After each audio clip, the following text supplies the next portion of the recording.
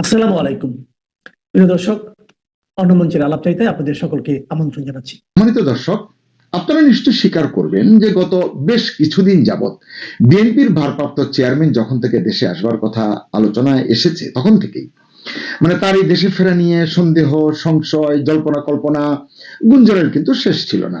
আসবেন কি আসবেন না ইত্যাদি ইত্যাদি।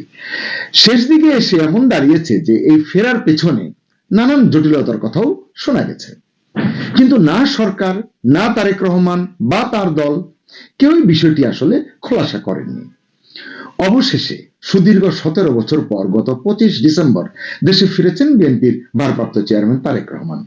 কিন্তু 25 ডিসেম্বরের কয়েকদিন আগে থেকে একটা কথা চাউর হয়ে গেল যে ভারতের গ্রিন সিগন্যাল নিয়েই দেশে ফিরছেন তারেক রহমান, এবং ভারতের কারণেই এই প্রত্যাবর্তনকে মেনে নিয়েছে আমাদের সেনাবাহিনীও। এসব কথায় কতটা সত্য আছে একমাত্র সৃষ্টিকর্তাই জানেন। কিন্তু আপনি যাকেই জিজ্ঞাসা করবেন বা ওই সময় করেছেন, আমি করেছি, তিনি বলবেন বা বলেছেন, জানি তো, ভারতের অনুমতি নিয়েই তারেক দেশে এসেছেন। ইউনূস সরকারও বাধ্য হয়েছে তাকে প্রধানমন্ত্রীর প্রায় সমপর্যায়ের নিরাপত্তা দিতে। আসলে রাজনীতি একটি জটিল খেলা। আমি সবসময় বলি এর ভেতর বাহির একসঙ্গে বোঝা কঠিন, অন্তত আমার পক্ষে। বিশেষ করে আমাদের দেশে, যেখানে রাজনীতিতে শেষ কথা নেই বলে একটি আপ্তবাক্য আমরা বেশ জোরে সোরে উচ্চারণ করি। এই শেষ কথা নেই বলার কারণেই বলা হয় আমাদের রাজনীতিকদের চরিত্রে এবং চিন্তায়ও শেষ বলে কিছু নেই। সাম্প্রতিক উদাহরণ চান, গণ অধিকার পরিষদের রাশেদ খান, নুরুল হক নূর, এলডিপির রেদওয়ান আহমেদ, নাগরিক ঐক্যের মাহমুদুর রহমান মান্না, এলডিপির সাদাত হোসেন সেলিম, শাহমেজ কিবরিয়ার ছেলে রেজা কিবরিয়া, একদা মুক্তিযোদ্ধা colonel of Oli, major of Akhtaruzzaman সহ আরো অনেকের কেউ বিএনপির গাড়িতে উঠেছে, তারা বিএনপির প্রতীকে নির্বাচনের স্বপ্ন দেখছে, কেউ কেউ জামাত তথা রাজাকারী জোটে বা দলে সামিল হচ্ছে। সবই ওই রাজনীতিতে শেষ কথা নেই বলেই সম্ভব হচ্ছে। আসলে এরা সবাই এই আপ্তবাক্যের উপকারভোগী। এজন্য কোনো নীতি নৈতিকতার প্রয়োজন হয় না, আদর্শ ধরে রাখতে হয় না। এবার তো এমন দলও দেখা গেছে যারা নিজেরা দলের তরফ থেকে শত শত মনোনয়ন বিক্রি করেছে, কিন্তু শেষমেশ নিজেরাই শীর্ষ অনেকেই অন্য দলের হয়ে অন্য দলের প্রতীকে নির্বাচনে নামছে। এই সময়ের সবচেয়ে বড় আকর্ষণ বা সবচেয়ে আলোচ্য ইস্যু যদি বলেন, সেটা হচ্ছে এনসিপি, জাতীয় নাগরিক পার্টি। কিছুদিন আগেও শুনেছি এরা নাকি আগামীর সরকার গঠন করবে, কে নাকি প্রধানমন্ত্রীও হবে। একজন তো হুঙ্কার দিয়ে বলেছিল এনসিপি ঠিক করবে আগামীতে কোন পার্টি ক্ষমতায় যাবে, কারা সরকার গঠন করবে। অর্থাৎ যে যাই করুক না কেন সেখানে মূল ভূমিকা এবং নির্দেশনা থাকবে এনসিপির, তারাই সবকিছু নিয়ন্ত্রক হয়ে যাবে। আহা, এই সোনার ছেলেদের সাম্প্রতিক দৌড়ঝাঁপ, কপালে চিন্তার ভাঁজ এবং চিমসে যাওয়া মুখ দেখে আসলে করুণাই হয়। পানির গভীরতা না বুঝে পুকুরে বা নদীতে ঝাঁপ দিলে যা হয় আর কি। আহা বেচারা, শেষ পর্যন্ত নতুন বাংলাদেশ গড়ার হুঙ্কারকারী দল নাকি ৭১-এর পরাজিত শক্তির কাছে আশ্রয় প্রার্থনা করছে। কেউ কেউ অবশ্য বলছেন ওরা তো এক গোয়ালেরই গরু, ভদ্র ভাষায় যাদেরকে বিটিং বলেন অনেকে। অবশ্য এদের মধ্যেও নানান বিভেদ আছে। কেউ বিএনপির গাড়িতে চড়তে চায়, কেউ নিকট ভবিষ্যতের চেহারাটা বুঝতে পেরে টুপ করে স্বতন্ত্রের খাতায় নাম লেখাচ্ছে। এমন খেলা আরো আছে, শুধু এরা নয়, অন্য দলে আছে, এমনকি ইসলামপন্থী অনেক দলেও এই দৃশ্য, এই ঘটনা আছে। সেই আলোচনা করে ভিডিওর কলেবর বাড়াতে চাই না। তারেক রহমানের ফেরার গল্পে আবারও ফিরতে চাই। এই যে সবাই বললেন ভারতের হস্তক্ষেপে তারেক ফিরলেন, তো যদি এই কথা সত্যি হয়, আমি জানি না তো বিনিময়ে কি কি শর্ত এবং দায় তিনি মাথা পেতে মেনে নিয়েছেন, সেটা কি স্পষ্টভাবে কেউ বলতে পারেন? আমি বলতে পারি না। ওই সূত্র যারা এইসব কথা বলছেন এখন তারাই বলছেন এবার আওয়ামী লীগ সভাপতি শেখ হাসিনার দেশে ফেরার পালা, কিন্তু সেটা কিভাবে সম্ভব সেটি আবার স্পষ্ট করে কেউ বলছেন না। সবকিছু ভাষা ভাষা। একটু পেছনে ফিরে তাকাই। আপনাদের মনে আছে বাইডেন প্রশাসনের ষড়যন্ত্রে বাংলাদেশের রাজনৈতিক পালাবদল ঘটেছে 2024 সালে। এটাই এখন সবাই বলেন, দুই একটি ব্যতিক্রম বাদে, কারণ ব্যতিক্রম কখনো উদাহরণ হতে পারে না। দ্বিতীয় মেয়াদে নির্বাচিত মার্কিন প্রেসিডেন্ট ডোনাল্ড ট্রাম্প প্রকারান্তরে এই কথা স্বীকার করেছিলেন, মনে আসছে নিশ্চয়ই। তখন চারিদিকে গুঞ্জন উঠেছিল ট্রাম্পই ইউনূস সরকারকে বিদায় করবে, শেখ হাসিনা সগৌরবে দেশে ফিরবেন। ট্রাম্পের সঙ্গে নরেন্দ্র মোদীর প্রথম যে সাক্ষাৎ হয়, সে সাক্ষাতের কথা নিশ্চয়ই মনে আছে। আলোচনার এক পর্যায়ে মিস্টার মোদীকে যখন বাংলাদেশের বিষয় দেখার কথা বলেছিলেন ট্রাম্প, তখনও একদল লাফিয়ে উঠে তার স্বরে চিৎকার করেছিল। কিন্তু তারা বুঝতে পারেনি আসলে খেলাটা কার বিপরীতে চলছে বা খেলছে। মেটিকুলাস ডিজাইন শব্দ দুটি শুনতে চমকপ্রদ হলেও এর ভেতরের খেলাটা বুঝবার মানুষ কিন্তু সীমিত। মাঝখানে দৃশ্যপটে দেখা গেছে ইলন মাস্ক সহ আরো অনেককেই। কাকে ইনি কাজে লাগিয়েছেন এটা আপনারা জানেন, আমি আর বলতে চাই না নতুন করে। পাশাপাশি সক্রিয় ছিল বাঘা বাঘা লবিস্ট ফার্মও। ফলে সগৌরবে ফেরাটা বিলম্বিত হয়েছে। এদিকে যুক্তরাষ্ট্রে বাইডেন প্রশাসন ক্রমশ হয়ে গেছে মার্কিন প্রশাসন। মার্কিন স্বার্থের রিলে রেসের কাঠি উঠেছে ট্রাম্পের হাতে। ফলে বাংলাদেশ দেখার দায়িত্বপ্রাপ্ত নরেন্দ্র মোদীও থেকেছেন চুপচাপ। এরপর মাঠে পুরোপুরি খেলতে শুরু করেছেন ট্রাম্প। দৃশ্যপটে এসেছে ট্রাম্প শুল্ক, দ্রুতই বদলে গেছে বিশ্ব। কিন্তু ধ্যানী পুরুষ নরেন্দ্র মোদী নীরব কূটনীতিতেই নিমগ্ন থেকেছেন। এ সময় পাকিস্তানের শাহবাজ শরীফ এবং আসিম মুনিরের সঙ্গে ট্রাম্পের খোলামেলা ঘনিষ্ঠতা এবং মার্কিন ব্যবসায়িক স্বার্থ ভারতকে দৃশ্যত কিছুটা ব্যাকফুটে ঠেলে দিয়েছিল। তখনই ভারত মার্কিন গর্বিত বন্ধুত্বের সম্পর্কে ভাটার টান দেখেছেন কেউ কেউ। ভারতকে এক প্রকার তখন চেপে ধরেছে ট্রাম্প শুল্ক। এর মধ্যে অপারেশন সিঁদুর বন্ধের কৃতিত্ব দাবি করেছেন ট্রাম্প, কিন্তু বেঁকে বসেছেন নরেন্দ্র মোদী। ফলে দুই দেশের মধ্যে ফাটল আরো বড় হয়েছে। মাঝখানে ফায়দা লুটতে মরিয়া হয়েছে পাকিস্তান। আবার তার ঘাড়ে মানে পাকিস্তানের ঘাড়ে সওয়ার হয়ে ভারতকে এবং মোদীকে খেলা দেখানোয় ব্যস্ত হয়ে উঠেছে ঢাকা। ভারতের উপর ছড়ি ঘোরানোর চেষ্টাও করেছে কেউ কেউ। কিছু উজবুক পাকিস্তানের সহায়তায় ভারত দখলের নেশায় প্রলাপ বকেছে। কিছু বেকুফ সেভেন সিস্টার্স ভেঙে দেওয়ার হুঙ্কার ছেড়েছে। কিন্তু নিজের পায়ের তলার মাটি যে ক্রমশ চোরাবালিতে দেবে যাচ্ছে সেদিকে তারা খেয়ালই করেনি। ফলে যা হবার তাই হয়েছে। এখন নির্বাচনী ভিক্ষার বাটি নিয়ে এই দল সেই দলের দুয়ারে দৌড়াদৌড়ি করছে। কারো জায়গা হচ্ছে, কারো জায়গা হচ্ছে না। যে সময়ের কথা বলছি, এই সময় অনেক কূটনীতিক মনে করেছেন বাংলাদেশ কার্যত ভারতের ধরাছোঁয়ার বাইরে চলে যাচ্ছে। অনেকে যে কোনো সময় যুদ্ধের আতঙ্ক ছড়িয়েছেন।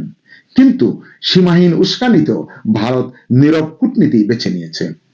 এদিকে বাংলাদেশের দণ্ডমুণ্ডের কর্তা হয়ে উঠে পড়ে লেগেছে জামাত। অকৃপণ সরকারি পৃষ্ঠপোষকতা, বেসুমার নগদ অর্থ প্রবাহ এবং মেটিকুলাস ডিজাইনে ভর করে জামাত নিজেদের শিকড় বাংলাদেশের গভীরে গেঁথে দিতে মরিয়া হয়ে উঠেছে। ফলে দীর্ঘদিনের মিত্র বিএনপিকেও তারা চ্যালেঞ্জ করেছে নানানভাবে, নানান জায়গায়। এ সময় অবশ্য অনেকেই বলেছেন জামাত কিছুতেই চাইছে না তারেক রহমান দেশে ফিরে আসুন। পাকিস্তান, কাতার, এমনকি কতিপয় মধ্যপ্রাচ্যের মিত্র শক্তির জোরে জামাত নেতারা ইউনূসকেও খড়কুটো ভাবতে দ্বিধা করেনি। মানুষ ভাবতে শুরু করেছিল জামাতই বোধহয় সরকারকে একচ্ছত্রভাবে নিয়ন্ত্রণ করছে। কিন্তু তারেক রহমানের আগমন সব কেমন যেন এলোমেলো করে দিয়েছে। মাঝ আকাশে সুতো কাটা ঘুড়ির মতো জামাতও নাকি এখন গোত্তা খেয়ে ঘুরছে এবং ক্রমশ ভূমিতে নেমে আসছে। অনেক বদনাম, অনেক সমালোচনা সত্ত্বেও বিএনপি এখন লাইমলাইটে চলে এসেছে বা আসছে বলে মনে করছেন অনেকে। মাঝখানে বুড়িগঙ্গায় অনেক পানি গড়িয়েছে, রাজনীতির পাটাতনও বদলে গেছে। ভারত যুক্তরাষ্ট্র সম্পর্ক এখন আবার গতিপথ বদলে নমনীয় হয়েছে, কাছাকাছি এসেছে। মাঝে ভারত ঘুরে গেছেন রাশিয়ার প্রেসিডেন্ট ভ্লাদিমির পুতিন। এরপর যেন রাতারাতি পলিটিক্সটাও পাল্টে যেতে শুরু করেছে। বিশেষ করে এই অঞ্চলের ভারতের নীরব কূটনীতি ক্রমশ সরব হতে শুরু করেছে এবং পাকিস্তান এখন কার্যত ব্যাকফুটে চলে গেছে। ইউনূসকে যারা বসিয়েছেন ক্ষমতায় তারাও দিগ্ভ্রান্ত, দেশে এবং বিদেশে। এরই মধ্যে ভারতের আশীর্বাদ নিয়ে দেশে ফিরেছেন তারেক রহমান, যে কথা শুরুতেই বলছি, অনেকেই এটা বলছেন, এবং ক্রমশ ফেড আউট হয়ে যাচ্ছে জামাত। আরেকটি আওয়াজ একই সময়ে জোরে সোরে শোনা যাচ্ছে, তা কি? সেটা হলো শেখ হাসিনাও নাকি ফিরবেন শিগগিরই।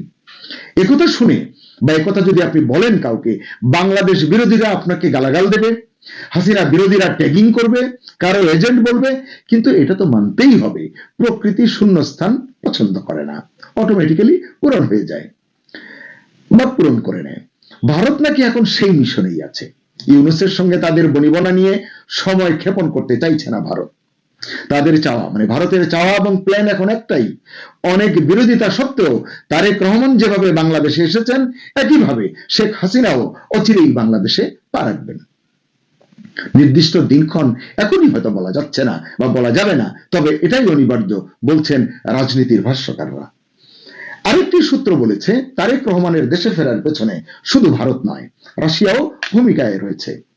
সম্প্রতি তুর্কমেনিস্তানে তুরস্কের প্রেসিডেন্ট এরদোয়ান এবং রাশিয়ার প্রেসিডেন্ট পুতিনের মধ্যকার প্রায় 50 মিনিটের রুদ্ধদ্বার বৈঠকেই নাকি এটা চূড়ান্ত হয়েছে।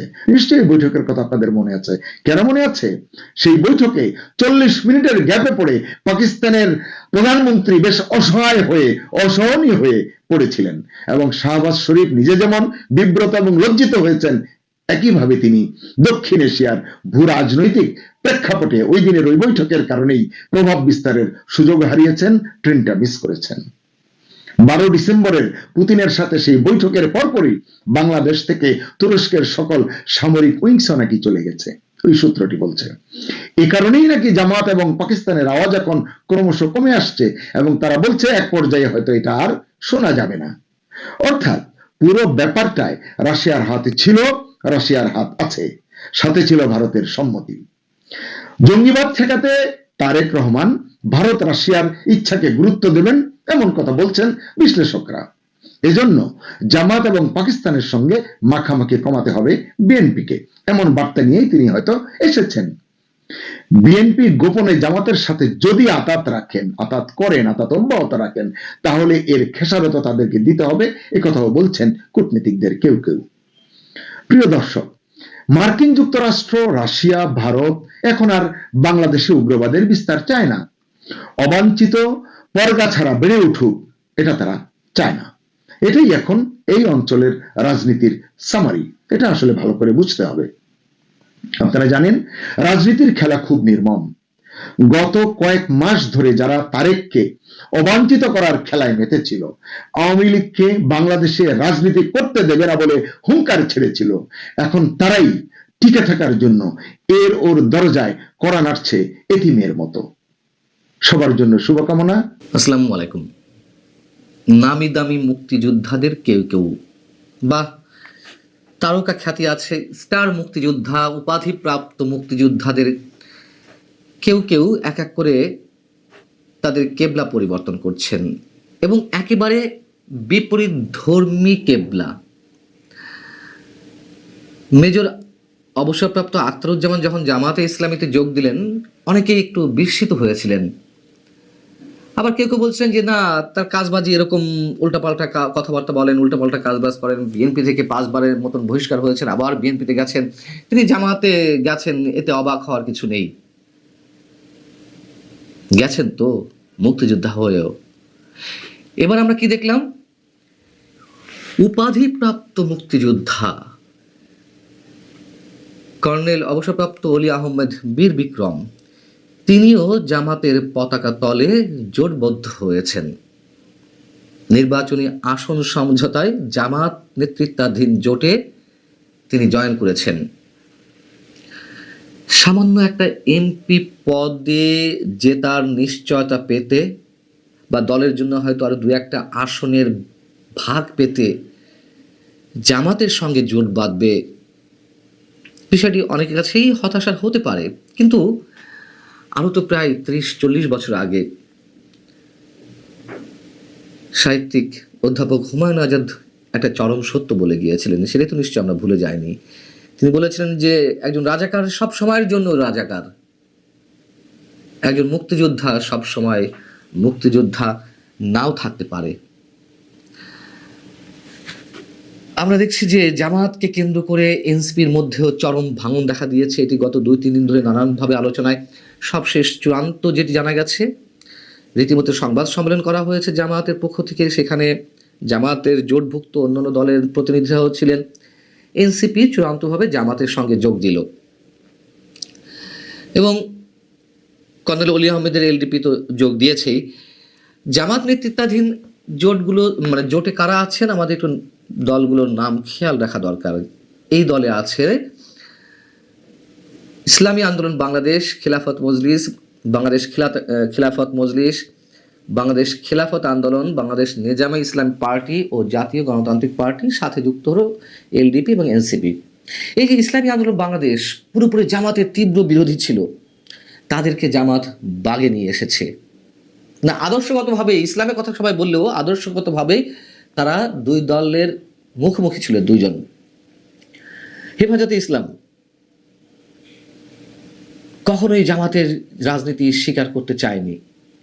সেই হেফাজতে ইসলামের নেতারা যেখানে ছড়িয়ে ছিটিয়ে আছে খিলাফত মজলিসের বিভিন্ন গ্রুপে, তারা এক হয়েছেন। দেখুন, খেয়াল করুন, মেজর আক্তার এবং কর্নেল অলি আহমেদের মতন মুক্তিযোদ্ধারা জামাতের পতাকা তলে ভিড়ছে এবং জামাতের আদর্শের বিপরীতমুখী যে দলগুলো রয়েছে তারাও একসাথে হয়েছে।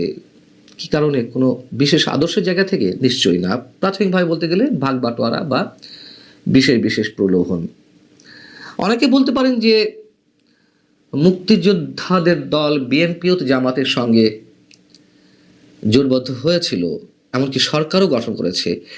সেই সরকার গঠন আর এখন জামাতের নেতৃত্বে মুক্তিযোদ্ধারা আসছে বা জামাতের সম্পূর্ণ বিপরীত ধর্মী রাজনৈতিক দলগুলো আসছে, জামাতের যারা শত্রু হিসেবে চিহ্নিত ছিল, এই বিষয়টি একেবারে শুধুমাত্র ভাগ বাটোয়ারার মধ্যে দিয়েই সীমাবদ্ধ রাখলে সম্ভবত আমাদের হিসেব নিকাশে ভুল হবে। হয়তো মোটা অঙ্কের টাকার প্রলোভন থাকতে পারে,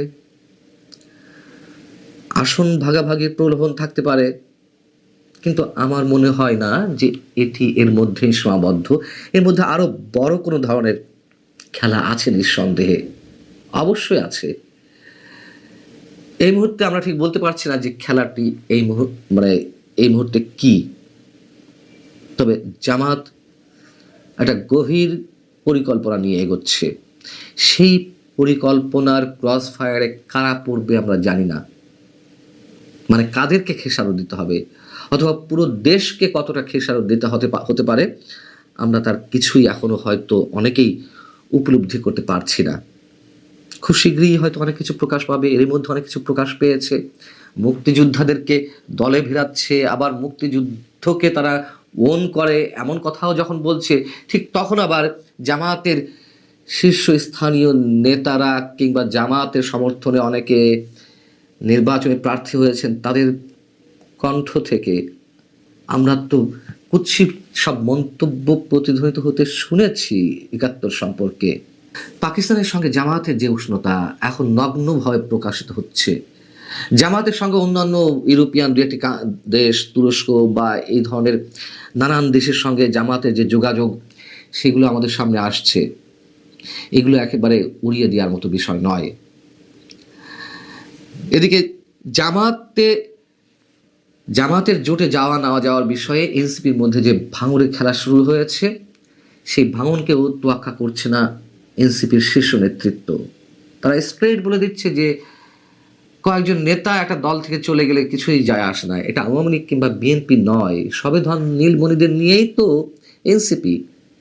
সেখানে এর মধ্যে যারা যারা পদত্যাগ করেছেন, নিশ্চয়ই একেবারে তৃণমূল পর্যায়ের কেউ যে করেছেন তা নয়, শীর্ষ নেতৃত্বের অনেকেই পদত্যাগ করেছেন। এবং তাদের যে মন্তব্য, তারা যে শুধুমাত্র মুক্তিযুদ্ধ ইস্যুতে জামাতের সঙ্গে জোট বাধা না বাধার বিষয়ে আপত্তি জানাচ্ছে তা নয়, আরো অনেক বিষয় যে তাদের নিজস্ব যে সিদ্ধান্ত ছিল সেই সিদ্ধান্তের বাইরে গিয়ে নাহিদ ইসলামরা বা আক্তার হুসাইনরা তারা বিট্রে করছে। তারা এর আগে যে জোটটি করেছিল এবি পার্টি এবং রাষ্ট্র সমস্যা আন্দোলনের সঙ্গে, সেই জোটের যে রূপরেখা ছিল সেই রূপরেখা তারা লঙ্ঘন করেছে। এবং সামান্তা শারমিন দলের জ্যেষ্ঠ যুগ্ম আহ্বায়ক, তিনি বলছেন জামাতে ইসলামী নির্ভরযোগ্য মিত্র না, দলটির সঙ্গে গেলে কঠিন মূল্য চুকাতে হবে এনসিপিকে। তাজনুবা জামিন তিনি বলছেন যে 71 ইস্যু বা মুক্তিযুদ্ধের ইস্যু বা নারী ইস্যুতে জামাতে ইসলামীর বিষয়ে যে তার নিজের আপত্তি, সেই আপত্তির চেয়ে বড় কথা হচ্ছে এটা আদর্শের চেয়ে অনেক বড়, সেটা হলো বিশ্বাস। মাত্র কিছুদিন আগে সারা দেশ থেকে মহাসমারোহে যে মনোনয়ন সংগ্রহের ডাক দিয়ে 125 জনকে মনোনয়ন দেওয়া হলো, সেই জায়গা থেকে মাত্র 30 জনের জন্য সিট সমঝোতা করে বাকিদের নির্বাচন করতে দেওয়া হবে না, এটি কোনোভাবেই মেনে নেওয়া যায় না। সবশেষ বলি, মুক্তিযুদ্ধ ইস্যুতে এনসিপির তরুণ নেতারা সবাই না হোক, কোনো তরুণ নেতা তো তীব্র আপত্তি জানাচ্ছেন, তারা পদত্যাগ করছেন। বিপরীতে মেজর আক্তার, কর্নেল অলি আহমেদের মতো নেতারা জামাতকে আঁকড়ে ধরে থাকার চেষ্টা করছেন। এটা কোনো হালকা বিষয় নয়, অনেক বিষয় আছে এর মধ্যে, আগেই বলেছি, এখনই সেটা বলা যাচ্ছে না। তবে খেলাগুলো জমে উঠেছে, হয়তো রাজনীতির ভাষায় বলতে হবে, আর আমি বলবো ভয়ঙ্কর কিছু ঘটছে। ভালো থাকুন সবাই।